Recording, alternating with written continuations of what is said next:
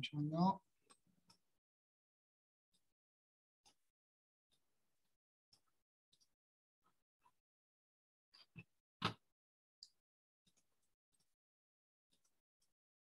자, 이제 이전까지 앰플리튜드 그리고 웨이브랭스 그리고 뭐죠? 잠시만요.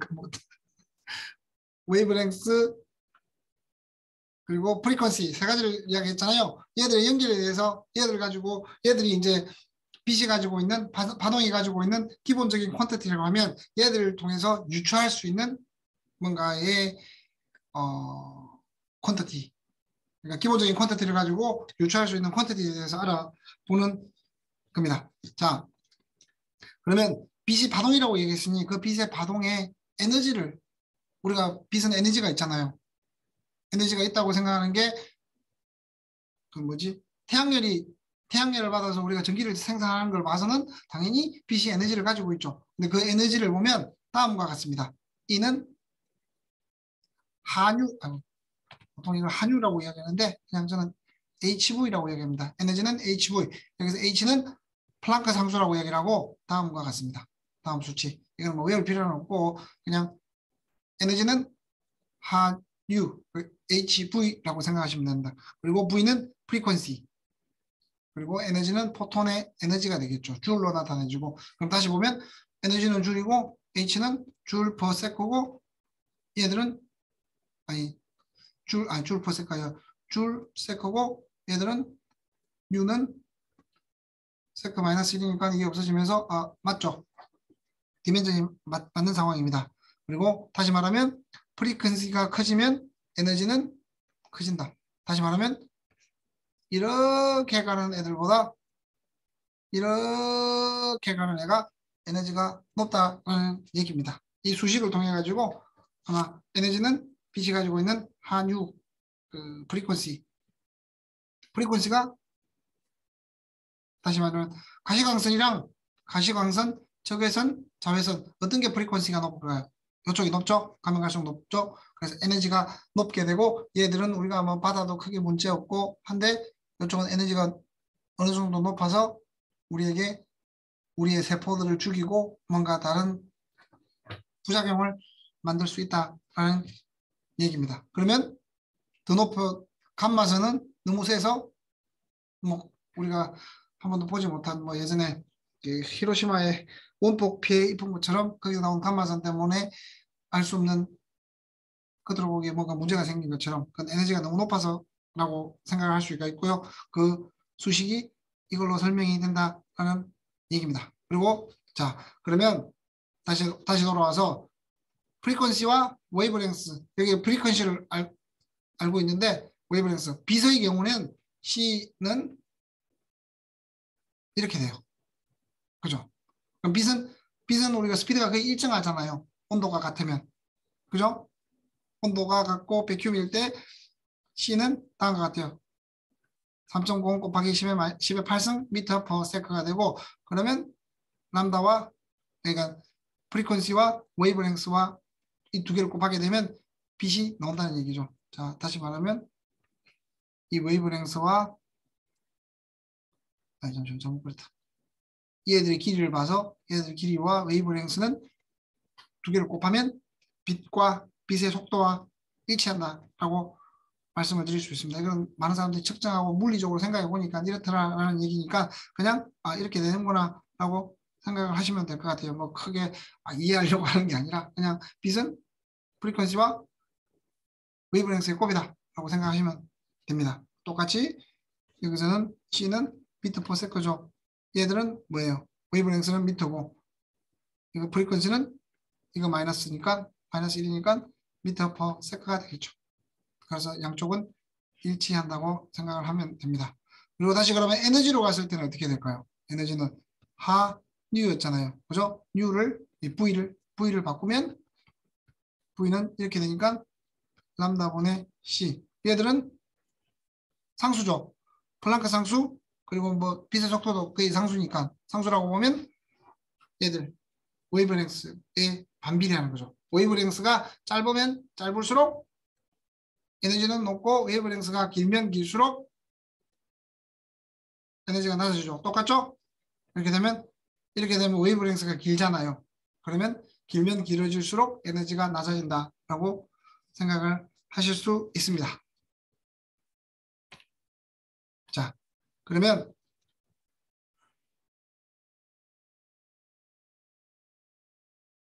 그 우리의 빛은 일단 엘렉트로마그네틱 스펙트럼이라고 생각하시면 될 것 같습니다. 이렇게 조금 전에 말씀드린 파동의 일종이라고 생각을 하면 될 것 같고 그 파동을 우리가 구분하는 게 지금 이렇게 나와 있어요. 자, 우리가 가장 많이 보는 게 가시광선, 비집을 볼 수 있다라는 비집을이 볼 수 있다는 거잖아요. 가시 가능하다, 시 보는 거. 그래서 그냥 영어를 한 번으로 옮긴 거라고 생각하시면 돼요. 가시광선이 이 정도의 거예요. 이 정도예요. 그럼 여기서 프리퀀시가 아니라 웨이브랭스가 대략 이 정도. 지금 보니까 700 나노미터, 그러니까 350 나노미터 정도에서 한 720 나노미터 정도까지를 가시광선, 비지블 라이트라고 부릅니다. 그러면 색깔들이 이렇게 되겠죠. 파란색에서부터 빨주노초, 파남보 이렇게 됩니다. 그리고 빨간 쪽에를 적외선, 빨간 그냥 가시광선 빨간색보다 이거는 우리 눈에 보이는 거예요. 보이는 색깔을 말하는 거예요. 그래서 얘들보다 웨이브랭스가 더 긴 것들은 인프라레드, 적외선이라고 이야기를 하고 보통 적외선도 두 개로 나눠요. 원적외선, 근적외선. 원적외선은 뭐 요새 뭐지 우리 할머니 할아버지들한테 팔아먹는 많은 그 지금도 그런지 모르겠는데 이상한 원적외선 의료기기 또는 뭐 원적외선 뭐 많잖아요. 그래서 대략적으로 이 정도의 100마이크론, 100마이크로미터 정도 그러면 얘들보다 훨씬 더 파장이 긴 거죠. 그 파장이 긴 빛을 이용해서 사용을 하고 이제 이렇게 넘어가게 되면 라디오에 사용되는 마이크로웨이브. 이 마이크로웨이브는 우리 그 전자레인지에 사용되는 빛이고요. 이쪽에는 라디오에 사용되는 거라고 생각하시면 될 것 같아요. 가면 갈수록 웨이브랭스는 길어지고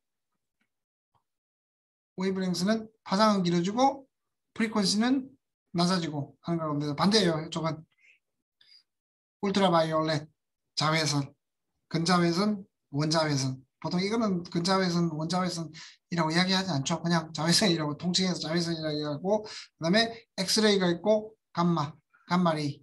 감마레이는 프리퀀시가 아주 짧고 프리퀀시가 아주 크고 그러니까 한 번에 1초에 움직이는 횟수가 엄청나게 빠르고 그리고 웨이브랭스도 짧기 때문에 에너지가 아주 높습니다. 그래서 얘들은 우리가 맞게 되면 좋지 않은 게 되겠죠. 그리고 여기서 지금 웨이브랭스와 얘들이 이제 비교해 놓은 거예요. 웨이브랭스와 우리의 보통 우리가 알고 있는 사이즈 10의 4성 정도 미터 정도 되면 뭐 에베레스트 산 높이 그리고 10의 2성이면 100m밖에 안 되는데 100m면 스카이크래프트 뭐 요새는 1km 가까이 가니까 몇백 메타, 500m, 700m까지 가니까 아마 그림이 약간 이렇게 옮겨야 되겠죠. 이렇게. 그죠? 그리고 사람이 대략적으로 1m, 2m 정도, 2m, 1m에서 2m 사이, 그리고 손가락, 그리고 지금 아톰이 이런데 보통 그 수소의 반지름이 대략적으로 10의 마이너스 10승미터일 거예요. 대략적으로. 그래서 이 정도 된다는 거고 그러니까 우리가 생각하는 가시광선은 대략적으로 박테리아 사이즈 정도 되는 거죠.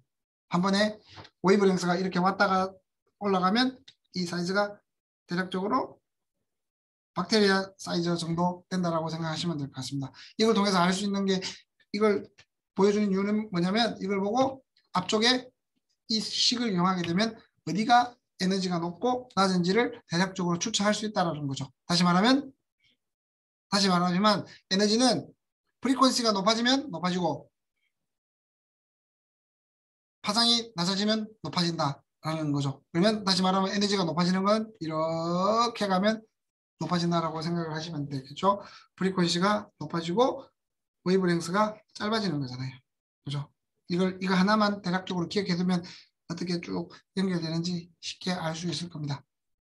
그러면 오케이, 우리가 에너지를 그러니까 진동수 파장을 이렇게 나타냈죠. 이 그림을 다시 나타내면 이렇게 돼요.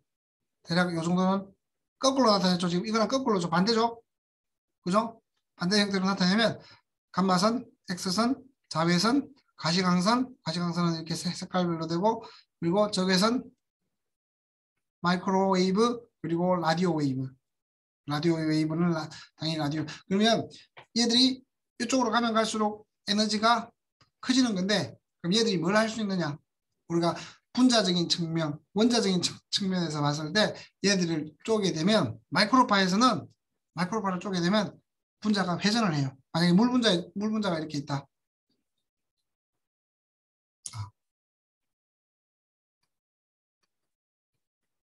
이게 H2O죠? 그죠? 마이크로파를 쏘게 되면 얘들이 회전을 해요. 이렇게 돌아요. 그리고 적외선을 쏘게 되면 얘들이 진동을 해요. 그러니까 이렇게 뻗어 있으면 얘들이 왔다 갔다 한다는 거죠. 에너지를 받아서, 빛의 에너지를 받아서. 그리고 가시광선에서는 크게 영향이 없고, 영향이 있으면 안 되겠죠. 그죠? 만약에 이 가시광선 영역에서 진동이 일어난다 그러면 우리는 가만히 있지 못하겠죠. 우리는 계속 이러고 있겠죠. 모든 우리 몸속에 있는 모든 원자들이 움직이고 있어. 크게 움직이게 된다 그러면 그렇게 사람들한테 좋지 않을 겁니다. 그래서 가시광선일 때는 그렇게 움직이거나 그러지 않고요. 그리고 자외선일 때는 전자가 들뜹니다. 우리가 보면 이게 나중에 나오겠지만 그라운드 스테이트, 익사이티드 스테이트 여기 있는 에너지를 받아가지고 원소에 있던 전자가 이렇게 평 뛰게 됩니다. 에너지를 받아가지고 빛 에너지 뭐 지금 여기는 자외선이 되겠죠. 자외선을 받아서 이렇게 뛰게 됩니다. 그러면 다시 어쩔 수 없이 다시 원래 상태로 내려오려고 그러거든요. 내려오면서 막 에너지를 뿜어내고 하는 것들이 나오게 됩니다. 나중에. 그리고 X선쯤 가면 이온화가 끊기게 됩니다. 엘렉트론이 나오게 되면 이런 현상이 일어납니다. 누가 봐도 여러분들 가면 갈수록 뭔가 에너지가 많이 필요한 형태가 되는 것처럼 보이죠. 그죠? 그러니까 그냥 몰레큘러 웨이즈 이렇게 해서 조금씩 돌아가고 처음에 마이크로파를 조였을 때는 적외선을 조였을 때는 애들이 왔다 갔다 잘게 움직이고 그리고 좀 더 에너지를 주니까 얘들이 움직임보다는 안에 있던 좀 더 세부적으로 있던 에너지가 여기 있던 전자가 들뜨게 되고 그리고 좀 더 주니까 이게 그 이온의 결합이 끊기게 되고 이렇게 대략적으로 그 빛의 파장 그리고 프리퀀시에 따라서 받았을 때의 분자들이 움직임이 다릅니다. 그리고 에너지가 높아지면 높아질수록 여러분 눈에 보이는 것처럼 회전, 진동, 들뜸 그리고 이온화가 끊기는 결합이 끊기는 이런 형태로 발전을 하게 됩니다. 그리고 이제 비지블 라이트는 다음과 같습니다. 비지블 라이트는 보통 우리가 빨주, 노초, 파남보, 무지개 색으로 이렇게 나타낼 수가 있죠. 그죠? 근데 보시면 여기서 이게 두 개를 나눠놨어요. 컬러를 업솔브 하는 거 그리고 컬러를 업소프션 하는 거. 업저브 이제 발음이 안 좋아가지고 여러분들 구분할 수 있을려나 모르겠다만 아무튼 하나는 받아들이고 하나는 우리 눈으로 측정이 되는 거 우리 눈으로 보여지는 거랑 그 컬러를 업소브 하는 거랑 다르다는 얘기죠. 만약에 지금 우리가 사과를 보게 되면 빨갛잖아요. 그죠? 그죠? 빨갛죠? 빨갛는데 그 사과는 빨간 빛을 우리한테 보내주고 얘들을 흡수하는 거예요. 다시 말하면.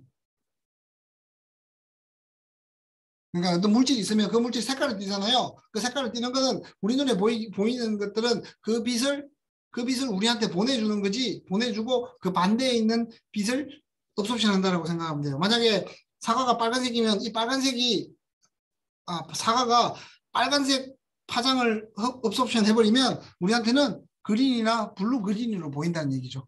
다시 말하면 반대로 생각하시면 돼요. 그러니까 우리가 지금 보일 때는 레드로 보이는 건 사과가 레드로 보이는 이유는 여러분들 블루 그린 정도의 470에서 500 정도의 파장을 가진 가시광선을 사과가 빨아들이기 때문에 우리한테는 빨갛게 보인다라고 생각하시면 될 것 같아요. 네, 이 얘기를 하고 있는 거고요. 그리고 조금 전에 말했던 ground state, excited state. 다시 말하면 우리말로 하면 바닥 상태, 들뜬 상태. 조금 전에 말했던 UV 레이저, UV가 쏘여지게 되면 전자가 들뜬 상태로 올라간다라고 얘기했잖아요. 그 얘기를 설명을 하는 거예요. 어떤 케미칼이 빛을 흡수하게 되면 에너지가 낮은 상태, 즉 그라운드 스테이트에서 높은 에너지 상태로 excited state로 이동하게 된다 라는 거죠. 지금 이거예요. 여기서 이게 지금 바닥 상태라고 하면 에너지를 UV 레이저가 이렇게 쏘이게 되면, 그러니까 이렇게 쏘이는 게 아니겠죠. 이렇게 있는데 지금 이걸 끝으로 보면 이렇게 그리는 게 맞겠죠. 그래서 UV 레이저가 막 쏘아서 이렇게 맞게 되면 얘들이 이만큼 올라가게 되겠죠. 이렇게 이걸 흡수라 그러고, 다시 원래 모든 원자는 그라운드 스테이트로 다시 돌아오려는 경향이 있어요. 다 돌아오는 건 아니지만 그래도 계속 에너지가 낮은 상태로 가려고 해요. 그러면서 이렇게 내려오면서 다시 빛을 방출합니다. 그러니까 방출하는 거 발광이라고 플로레센스라고 이야기를 해요. 한국말로 하면 빛을 흡수하고 빛을 다시 방출하게 되죠. 근데 다시 보면 보통의 경우 여기서 UV 에너지를 흡수션한 에너지보다 이 에너지는 보통 적어요. 근데 이거 나중에 이야기하고, 다시 에너지 상태를 보면, 이건 금방 얘기했던 건 잠시 잊어주세요. 나중에 다시 설명할 테니까. 그리고 빛을 포톤이라는 게 어떤 원자에 충돌을 하게 되면, 그러니까 원자에 업소션 되게 되면 이 그라운드 스테이트에 있던 E0 그라운드 스테이트에 있던 것들이 이렇게 익사이티드 이완으로 증가하게 되겠죠. 그러면 이 흡수된 에너지는 이렇게 되겠죠. 그럼 이건 다시 말하면 뭐가 되겠어요? U가 되는 거죠. 그죠? 얘랑 이 에너지 차이가, 전자가 가진 에너지 차이, 전자가 이렇게 에너지를 받으면서 점프한 만큼 그 에너지가 높아진 거잖아요. 그 높아진 에너지는 빛 에너지와 동일하게 되겠죠. 이론적으로는. 그리고 이 내용들을 나중에 다시 에너지로 변환하고 파장으로 변환하는 내용들이 나오게 될 겁니다. 그리고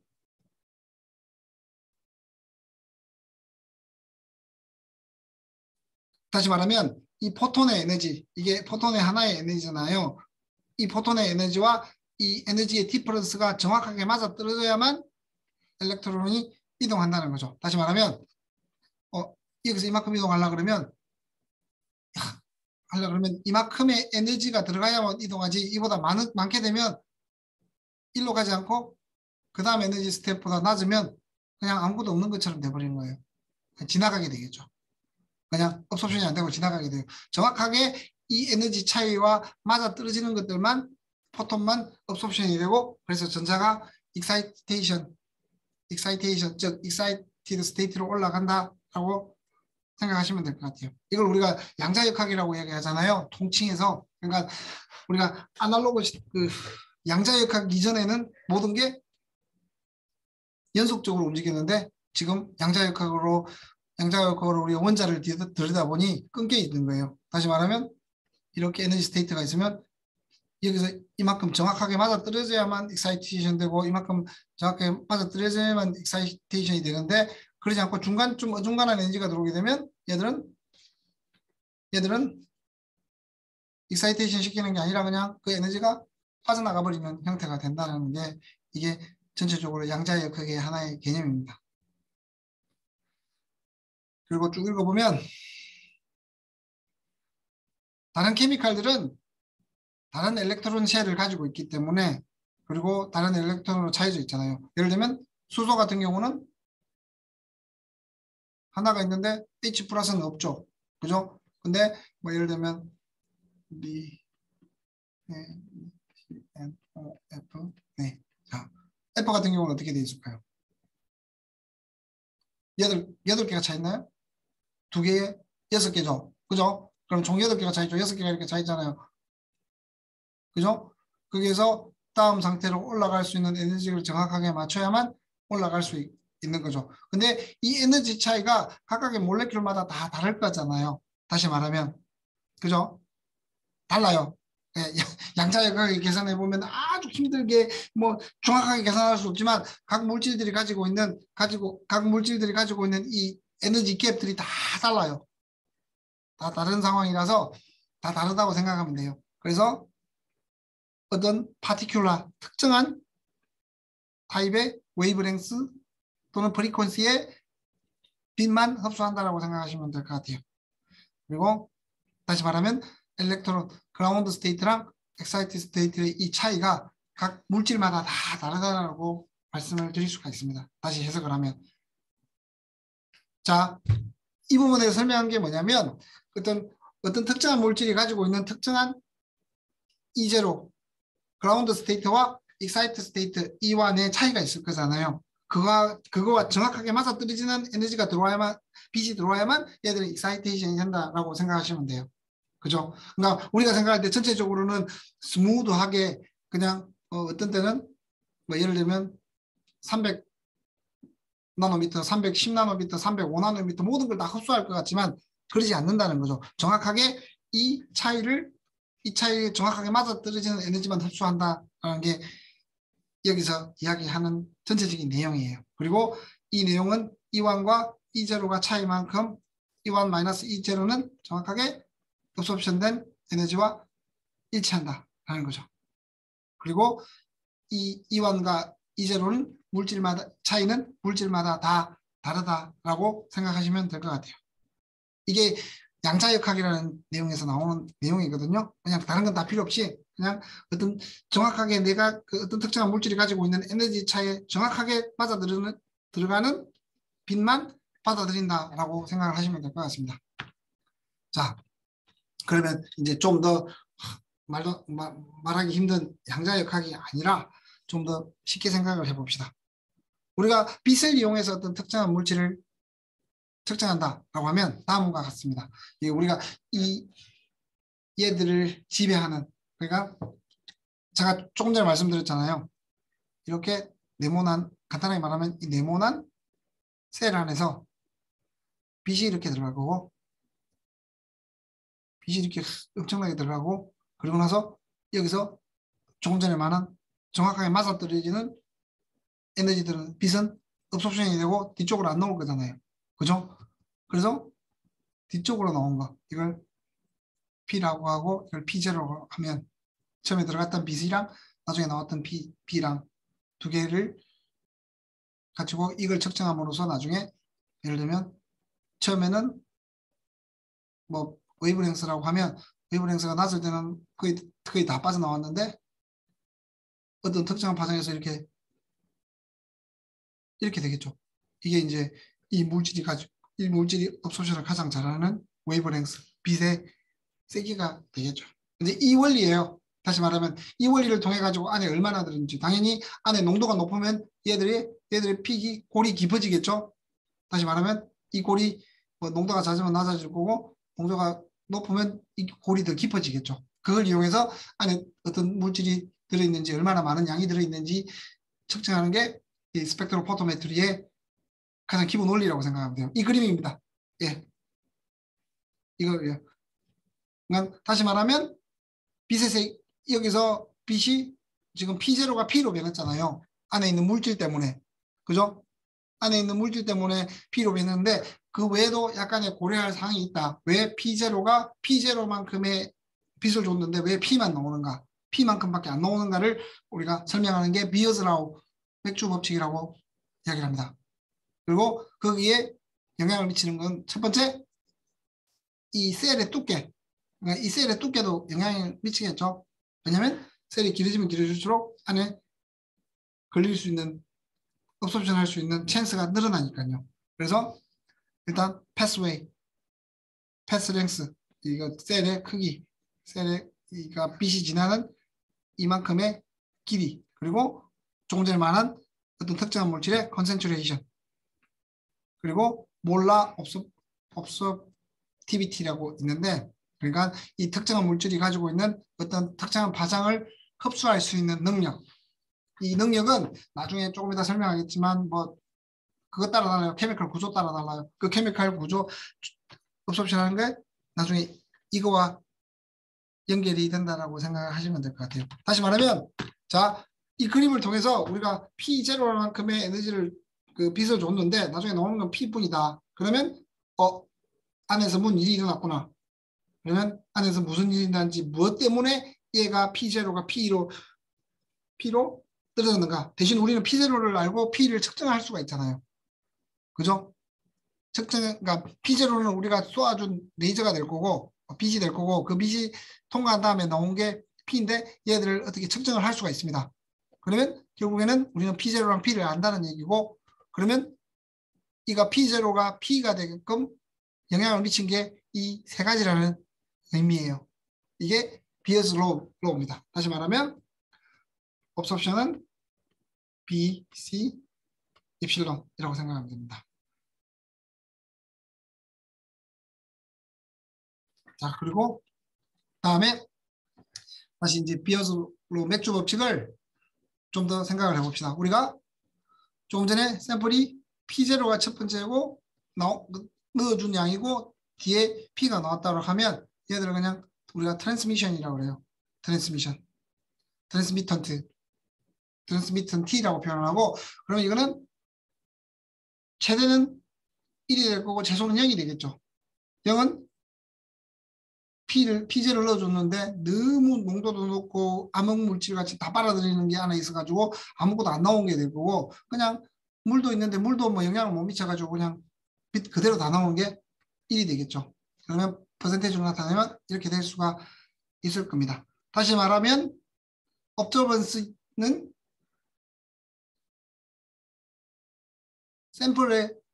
그러니까 샘플에 의해서 빛이 흡수되는 상대적인 양이고 얘들을 다음과 같이 표현을 합니다.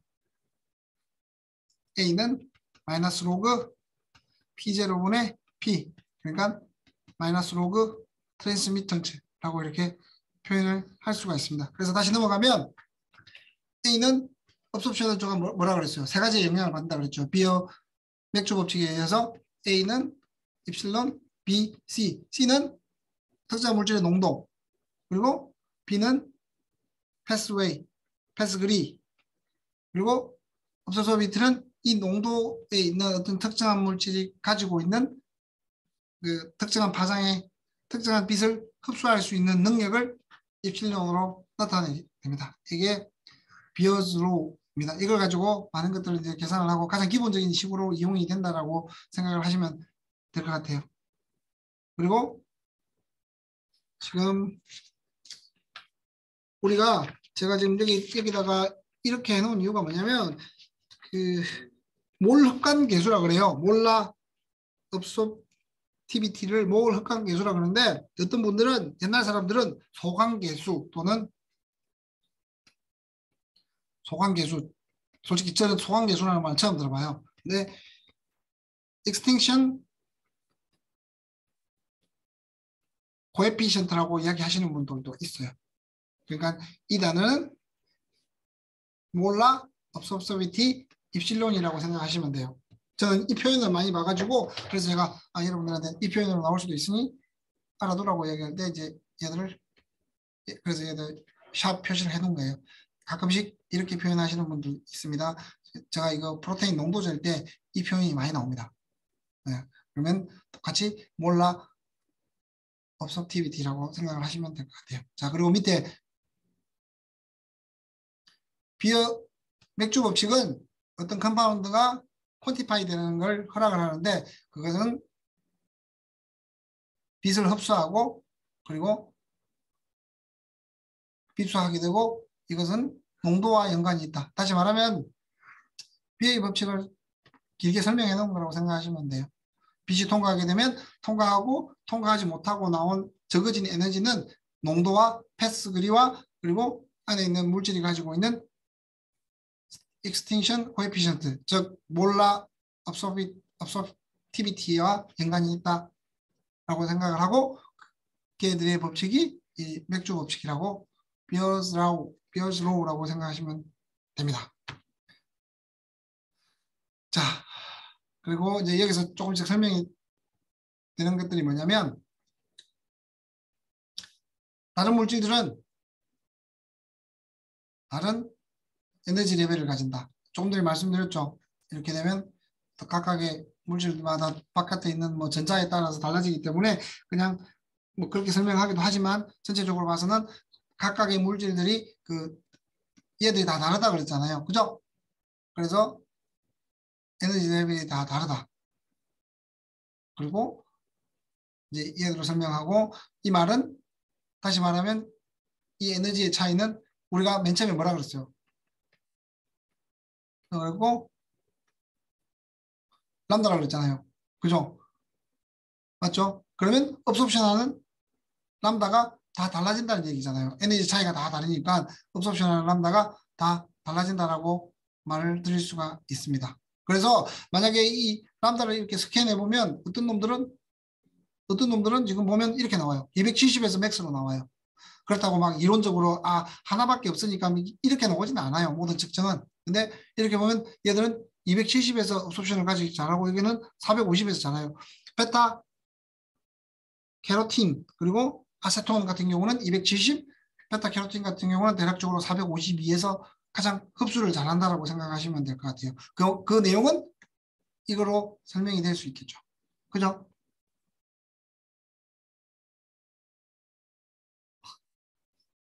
그러니까 각각의 물질들이 가지고 있는 그라운드 스테이트랑 익사이테이션 스테이트가 다 다르기 때문에 어떤 물질마다 다 가장 웨이브랭스를 어떤 특정한 파장을 가장 잘 흡수하게 된다라는 얘기예요. 그걸 이용해서 나중에 컨센트레이션을 계산하고 스펙트럴 포토미터를 이용해서 그 PO랑 P를 측정하고 그걸 바탕으로 A는 이렇게 하면 농도를 대략적으로 추정할 수 있다라는 게 내용의 가장 핵심이 되는 거죠. 지금 말씀드린 내용. 그리고 지금 보시면 이거는 뭘까요? 이거는 같은 물질로 그러니까 같은 물질로 이게 온이라고 보통 표현하기도 하는데 같은 물질로 옵섭션 되는 양을 보니까 가면 갈수록 증가해요. 이거는 농도가 높아지면 좀 증가한다라고 생각하시면 돼요. 그러니까 농도에 따라서 그러니까 지금 보면 이 옵섭션은 농도에 비례한다는 걸 농도를 높이면서 보여준 거예요. 그러니까 예시를 든 거고 얘들은 뭘까요? 근데 똑같이 농도를 높아하는데 이거 높아가지고 어떤 데는 내려가요. 마이너스가 나와요. 마이너스가 나와요. 이것들은 아마 흡수한 에너지가 뭔가 다른 일을 일으켜서 더 많이 발산되는 듯한 느낌으로 받아들이면 될 것 같습니다. 그리고 다시 말하면 absorption 스펙트럼은 absorption A 또는 여기는 OD라고 표현했죠. OD, absorption이나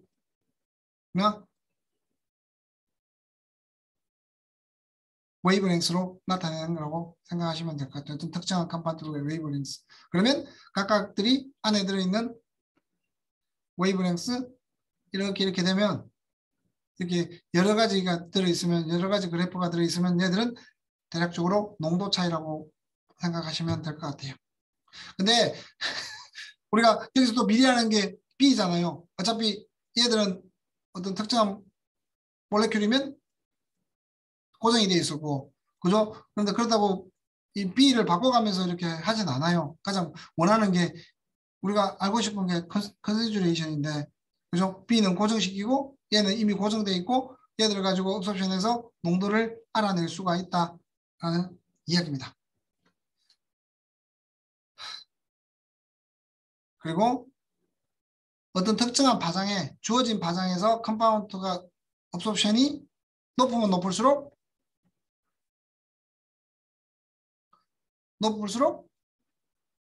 농도가 낮은 상태에서도 측정이 가능하다. 이 말은 무슨 말이냐면 자 보세요. 어떤 A라는 물질은 우리가 250 나노미터를 쪼였을 때 대략적으로 10마이크로몰에서 인텐시티 옵소션이 한 20%가 나타나요.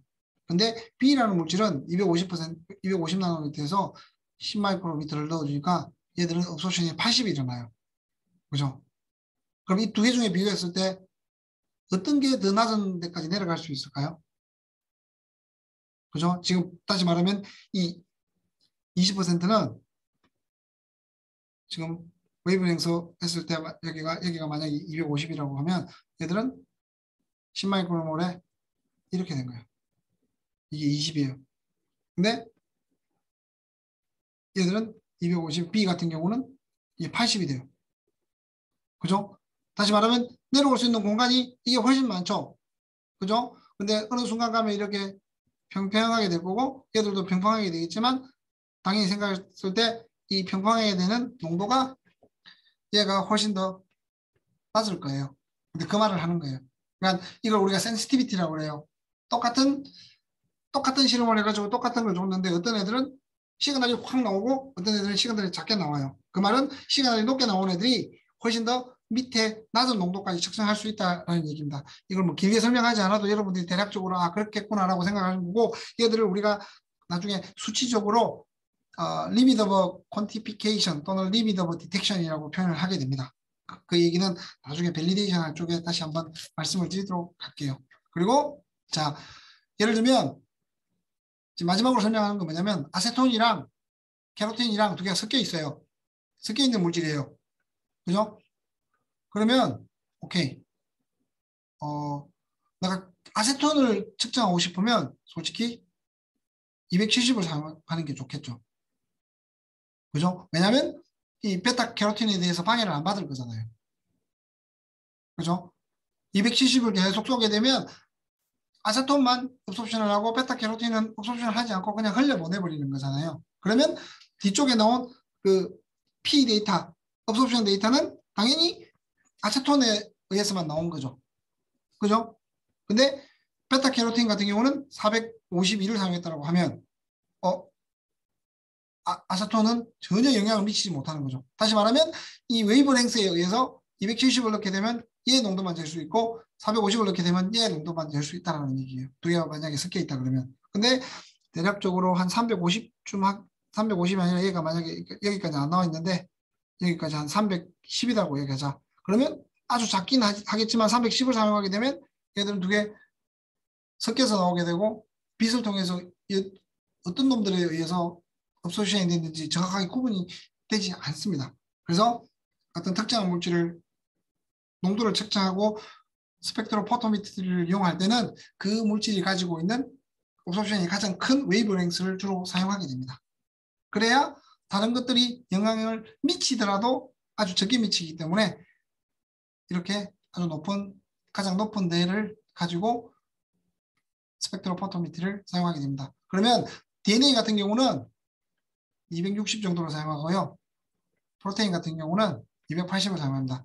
이 프로테인 같은 경우 280을 주로 사용하는 이유가 뭐냐면 크로모포라고 그러니까 흡수션을 할 수 있는 벤젠닌이 있는 다이로신, 그다음에 페니랄라닌 또는 트립토판 같은 것들이 280을 흡수션을 잘해요. 그래서 280을 사용하는 겁니다.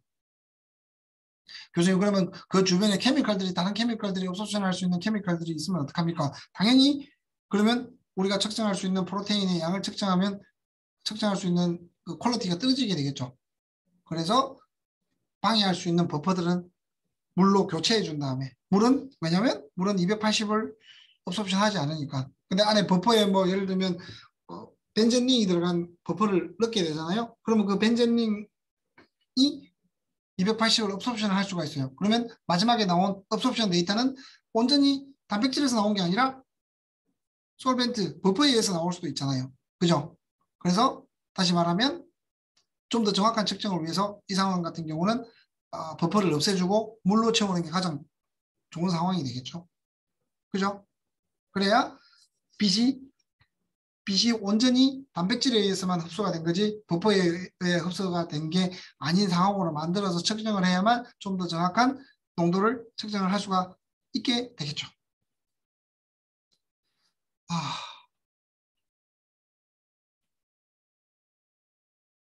자, 그러면 오늘은 여기까지 하고 제가 지금까지 했던 내용들에 대해서 간단하게 리뷰를 하도록 하겠습니다. 자, 여러분 첫 번째 우리가 했던 게 뭐죠? 앞에 했던 뭐 인트로덕션 같은 거 말고요. 제가 말하는 인트로덕션은 여러분들 뭐 화공학계 그 경시대회가 있었고 또 뭐가 있었죠? 화학 분석 기사 그리고 옛날에 생물공학 기사였는데 지금은 바이오 화학 뭐 제조 기사예요. 지금 너무 쉬운 이름으로 사용하다가 길어지니까 제가 지금 기억을 정확하게 못하는데 이 세 가지가 있었습니다. 여러분들 많이 도전해 보시기 바랍니다. 그리고 그 이전에는 뭐가 있었죠? 분석 이런 기기 분석이 어떻게 쓰이는지 어디에 쓰이는지 그래서 그 다른 과목들과 연관해서 말씀드렸죠. 이렇게 생산을 하고 정제를 하고 맨 마지막에 포뮬레이션을 하게 되는데 지금 현재로서는 이 상황에서는 여기랑 이쪽이랑 이쪽에서 많이 쓰이게 되지만 그 외에도 이 이전에 그 의약품들을 개발하는 과정에서 많이 쓰인다고 그랬죠. 그래서 여기서 보면 3학년 1학기 때 과목이 있고 여기 3학년 2학기, 3학년 1학기 과목이 있다라고 제가 쭉 말씀을 드렸습니다. 이걸 바탕으로 여러분들 항공경시대회랑 바이오 제조기사가 되고 이 부분만 가지고는 나중에 여러분들 이 기사 시험을 치는데 유용하게 사용이 될 겁니다. 이게 첫 번째 인트로덕션이었고요. 두 번째는 이제 빛에 대해서 알아봤죠. 그죠? 빛에 대해서 알아봤는데 빛을 볼 때 우리가 빛은 파동이라고 그랬죠. 그래서 세 가지 퀀터티가 나왔습니다. 세 가지 퀀터티가 뭐였죠? 앰플리튜드. 저 그림을 잘 못 그리는데 하여튼 그냥 똑같은 높이고 똑같은 높이고 똑같은 파장이라고 생각하세요. 그리고 앰플리튜드는 이거죠. 이 파동 또는 빛이 올라간 최고 높이를 앰플리튜드라고 그러고 웨이브랭스는 여기서부터 여기까지가 웨이브랭스고 그죠? 보통 람다로 표현한다 그랬죠? 그리고 또 하나 더 프리퀀시 1초에 몇 번이 왔다 갔다 하느냐가 프리퀀시였죠. 그건 헤르츠로 나타냈고 프리퀀시를 이렇게 나타냈죠. U라고 그러는데 그냥 저는 V라고 많이 이야기합니다. 정확한 표현이 있을 거예요.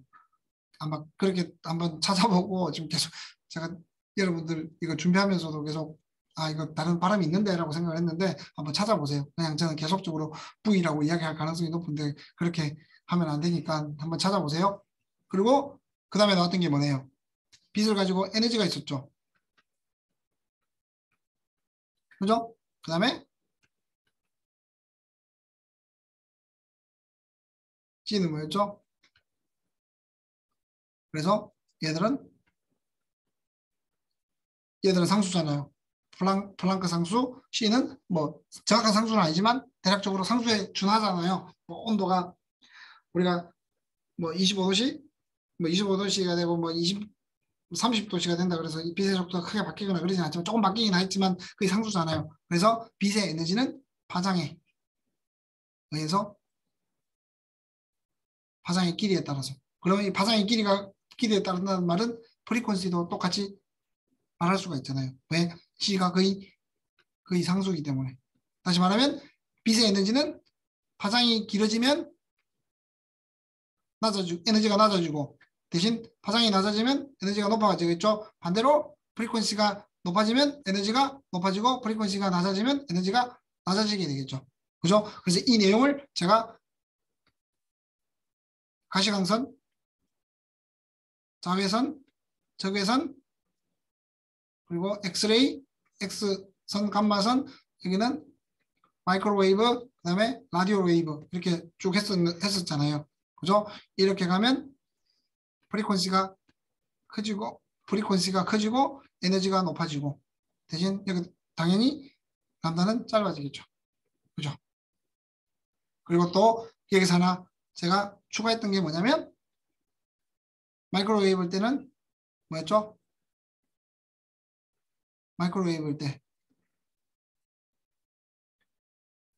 회전 분자가 이런 정도의 에너지를 받으면 분자가 이렇게 회전한다 그랬죠. 대략적으로. 그죠? 그리고 적외선 같은 경우는 이렇게 조금씩 진동하고 가시광선 같은 경우는 안쪽에 있는 일렉트론이 들뜬 상태로 올라가고 그죠? 그리고 자외선 같은 경우는 아니 자외선 같은 경우가 아니, 가시광선 같은 경우는 큰 영향이 없고 자외선 같은 경우는 에너지가 들뜨게 되고 엑스레이 이상 가게 되면 결합이 끊어진다라고 설명을 했습니다. 맞죠? 그리고 이제 그 다음으로 넘어와서 이제 했던 얘기들이 뭐냐면 맥주 법칙. A는 이렇게 됐죠. C는 농도고 B는 셀의 크기. 셀이 지나가는 셀의 크기가 아니라 셀이 지나가는 길이가 되고 얘들은 이 농도를 가지고 있는 특정한 물질이 가지고 있는 몰라 옵서티비티라고 말씀을 드렸죠. 근데 이 몰라 옵서티비티를 다른 표현으로 extinction coefficient라고 얘기한다고 했습니다. 그러면 이 옵션을 이렇게 나오는 것들에 대해서 우리가 람다에 따라서 이렇게 농도를 측정을 할 수 있다는 얘기를 했고 얘들이 스펙트로포토메트리의 가장 기본이 되는 이론이라고 생각을 하실 수가 있습니다. 그리고 그 내용이 나예요.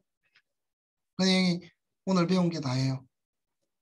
그리고 다시 말하면 어떤 특정한 물질이 웨이브랭스를 이렇게 만약에 200에서 400까지 바꾸게 되면 이런 형태가 된다 그랬죠. 뭐 샤프하게 나오지는 않습니다. 이론적으로.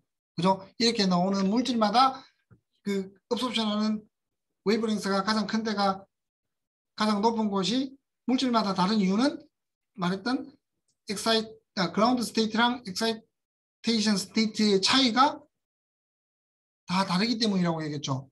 그죠? 양자역학적인 측면에서 이 높이만큼 정확하게 맞아 떨어져야만 빛을 흡수한다라고 말씀을 드렸잖아요. 그죠? 그리고 다시 설명하면 그러면 교수님 이렇게 왜 이렇게 브로드하게 나옵니까?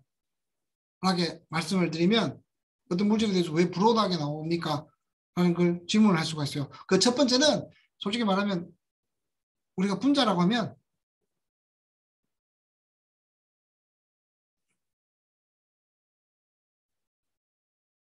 하나만 있는 게 아니잖아요. 여러 가지가 있죠.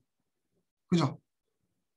여기서 나오는 엑사이테이션 스테이트랑 여기서 나오는 엑사이테이션 스테이트는 같겠죠. 얘들은 같고 얘들은 같을 거예요. 근데 얘는 이 두 개가 또 달라요.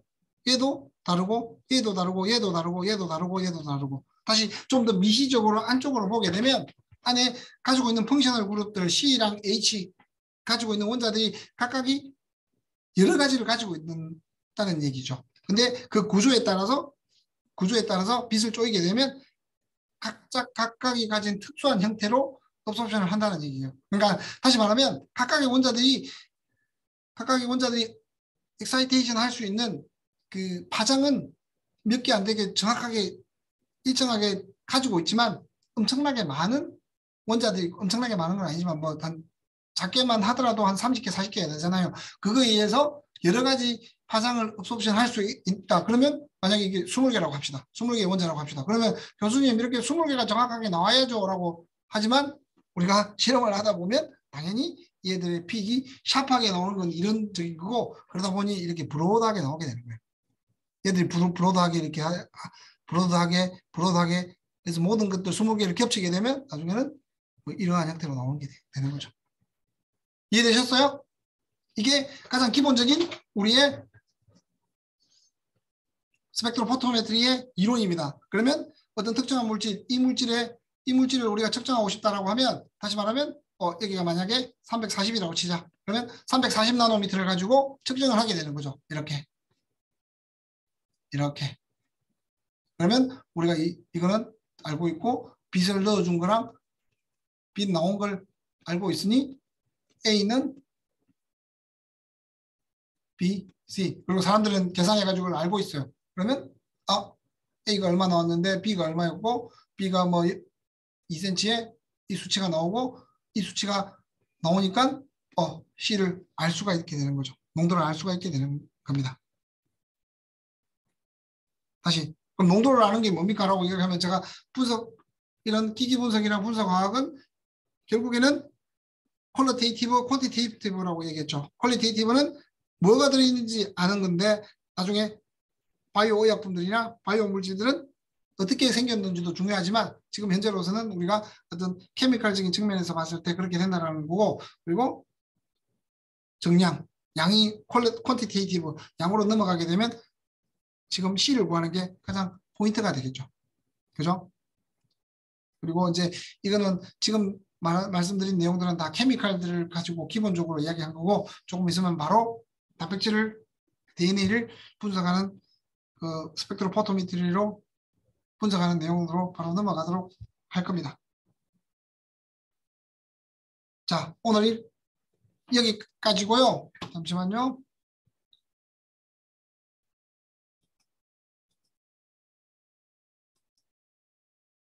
공유 중지하고